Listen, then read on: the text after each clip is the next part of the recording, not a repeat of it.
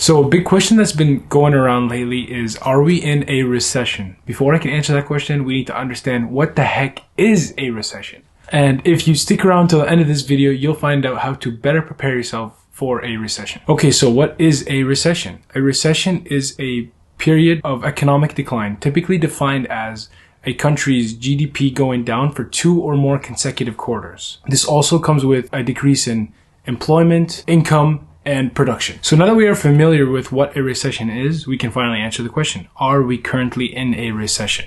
So according to the National Bureau of Economic Research in the US, we are currently not in a recession. Now that we got that out of the way, we need to understand just because we're not in one doesn't mean one is not close. With a recession, it can completely destroy your family, destroy lives, make you homeless. A lot of things can come that wrong, but lucky for you, you are going to learn how to further prepare yourself to be financially ready for a recession. The next thing is, how do we prepare for a recession? By following this 6-step plan that I have developed to help you understand and get a further edge over the recession. So the number one thing you got to do is have a healthy savings.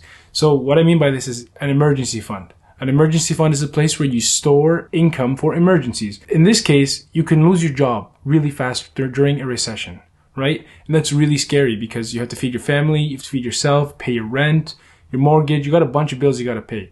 Having an emergency fund to cover your expenses can provide a buffer for a recession. This is especially because you can lose your job at any moment and companies will do anything to stay afloat during this period of time. Now, the second thing you can do is reduce your debt. How can you do this? By paying off high interest debt like credit cards.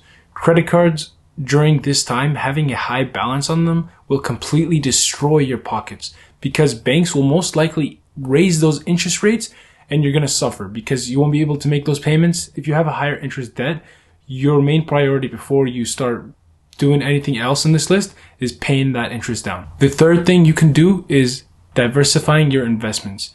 Having all your eggs in one basket is very bad. Imagine you're walking down the street and you drop your basket and all your eggs fall out and they all crack. Think of your investments like that. If all your eggs are in one basket and that thing crashes, all your money is gone. Right? But if you were to diversify your money, say for example, by buying stocks, bonds, holding some real estate, holding some golds, precious metals, whatever it is, watches, however you want to diversify your investments, as long as you don't keep everything in the same place. Number 4 would be to make sure you build your credit and have great credit. Because if you have great credit, then your interest rate on your mortgage will be lower. Your car payments will be lower. And like I said before, try to pay these off as soon as you possibly can.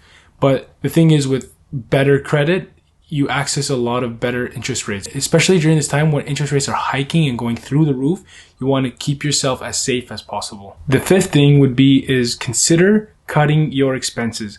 You don't need to have Netflix, Hulu, Disney Plus, YouTube Premium, all these subscriptions you can cut down as much as you possibly can will help you in the long run. Because all these little savings that you'll make, you'll realize that you're actually saving a lot of money. At the end of the day, you need to figure a way to cut your expenses in any way possible. Lastly, number 6, stay informed. Try to be caught up on everything, on the news, see what's going on with the markets these days. My favorite place to get my information for finance is the Wall Street Journal. They say a lot about everything that goes on in the markets, anything to do with finance. That's where I get my knowledge from. As long as you stay informed, you put yourself ahead rather than the people who don't know what's going on. It's important to note that with a recession, there's a lot of uncertainty in the markets and there's a lot of uncertainty going around. These steps will help you get to a better financial standing, but that doesn't guarantee that you will be completely safe during this recession. Your best bet is to just use these steps to help you get there and get better and do your best. And if that means by not affording to completely pay everything, getting a second job, maybe figuring out something extra, starting a side hustle, whatever it is, just try your best to stay afloat. If you made it this far in the video, I'd like to just personally thank you so much. And if you would leave a comment down below, let me know if you're ready for a recession or if you have any tips that you would like to provide to anyone else who wants to learn. Don't forget to press that subscribe button, like, comment, and share this video. And if you like this video, make sure you check out one of these other videos over here. And I'll see you next time. Peace.